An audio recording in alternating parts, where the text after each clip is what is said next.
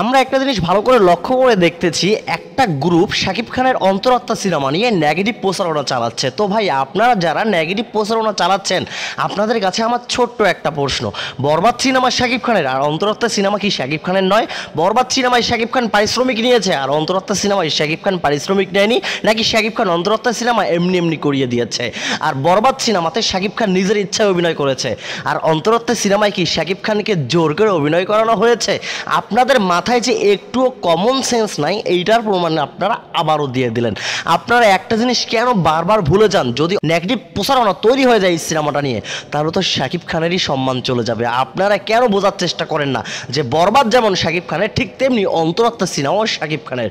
বরবাদ নিয়ে আপনারা যেভাবে প্রচারণা করতেছেন, ঠিক তেমনি আপনাদের উচিত অন্তরাত্মা সিনেমা নিয়েও প্রচারণা করা। তবে আর একটা বিষয় আপনাদেরকে মনে করিয়ে দেই, বরবাদ সিনেমা থেকে কিন্তু চুল পরিমাণে পিছিয়ে নেই অন্তরাত্মা সিনেমা। তবে আমি ব্যক্তিগত মনে করি, পার্সোনালি মনে করি, বরবাদ সিনেমার থেকে এক বিন্দু হলো, এক পরিমাণের এগিয়ে আছে অন্তরাত্মা সিনেমা। কিন্তু আমরা সেটা বলবো না, আমরা বলবো আপনারা বরবাদের পাশাপাশি অন্তরাত্মা দেখবেন, অন্তরাত্মার পাশাপাশি বরবাদ দেখবেন, কারণ দুইটাই আমাদের মেগাস্টার শাকিব খানের সিনেমা। এবার ঈদ যেন শাকিবময় হয়ে যায়। তবে আরেকটা বিষয় আমি এই ভিডিওতে অ্যাড করতে চাচ্ছি, সেটা হচ্ছে আপনারা মেগাস্টার শাকিব খানের প্রিয়তমা সিনেমাটি দেখেছেন।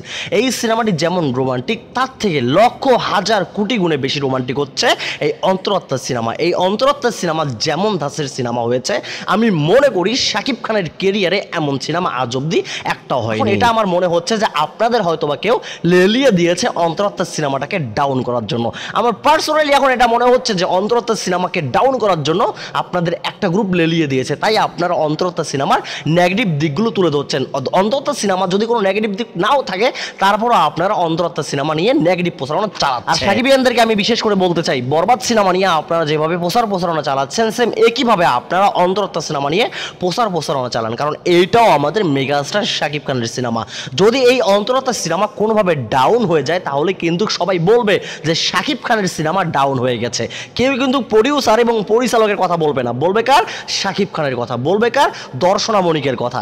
কিন্তু ভাই, আপনারা তা না করে আপনারা একটু বেশি বরবাদ নিয়ে কথা বলতেছেন। ভাই, বরবাদ নিয়ে কথা বলেন, পাশাপাশি অন্তরাত্মা নিয়েও কথা বলেন, কারণ এই অন্তরাত্মা হচ্ছে মেগাস্টার শাকিব খানের সিনেমা। তবে আরেকটা বিষয় আমার সব থেকে বেশি খারাপ লাগতেছে, অন্তরাত্মা সিনেমার কোনো প্রচারণায় এখনো অবধি অংশ নিতে আমরা মেগাস্টার শাকিব খানকে দেখিনি, যেটা আমরা কোনোভাবেই শাকিব খানের কাছ থেকে আশা করিনি।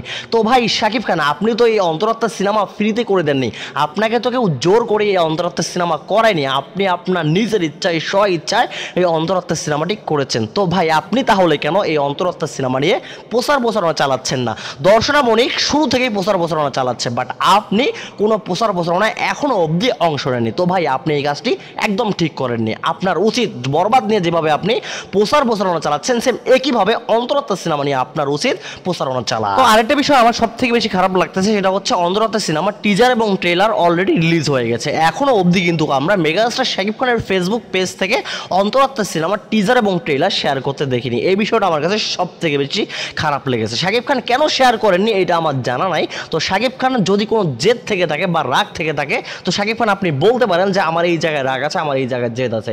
যদি আপনার এই ধরনের কোনো রাগ বা জেদ নাই থেকে থাকে, তো ভাই আপনার উচিত এখনই অন্তরাত্মা সিনেমার টিজার এবং ট্রেলার শেয়ার করা। তো যাই হোক ভাই ব্রাদার, ভিডিওটা এই পর্যন্ত। আর হ্যাঁ, আপনাদেরকে আমি আবারও বলতেছি, আপনারা বরবাদ নিয়ে যতটুকু প্রচারণা চালাচ্ছেন, সেম ততটুকু আপনার অন্তরাত্মা নিয়ে প্রচারণা চালান।